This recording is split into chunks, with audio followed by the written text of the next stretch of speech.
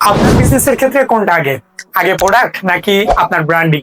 ভাই মনে রাখবেন যে আপনার প্রোডাক্ট কিন্তু টিকে নাও থাকতে পারে, কিন্তু আপনার ব্র্যান্ডিং কিন্তু টিকে থাকবে, প্রোডাক্ট যদিও বা না থাকে।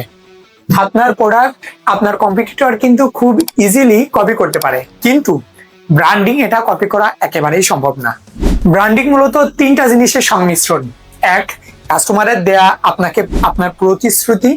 দুই, আপনার স্টাইল। তিন, আপনার সার্ভিস। মানুষ মূলত কেনাকাটা করে তার মনের যুক্তি থেকে, আর এই যুক্তিটা ক্রিয়েট করে কিন্তু ফার্স্টে আপনার ব্র্যান্ড। আপনার ব্র্যান্ড যখন যুক্তি ক্রিয়েট করে তখন মানুষ তার মন মানুষকে অটোমেটিক সাজেশন দেয় যে এই ব্র্যান্ডের থেকে এই জিনিসটা কেন। তাই প্রোডাক্ট বিক্রির ধান্দা বাদ দিয়ে সর্বপ্রথম বিক্রি করার চিন্তা করতে হবে যে কিভাবে আপনার ব্র্যান্ডকে বিক্রি করতে পারেন, কিভাবে আপনি আপনার কাস্টমারের মনে জায়গা করে নিছেন এন্ড ওর পার্সপেক্টিভ থেকে কাস্টমার আপনার থেকে পণ্য কিনতেছে, এদিকে আমাদের মেন ফোকাস করতে হবে।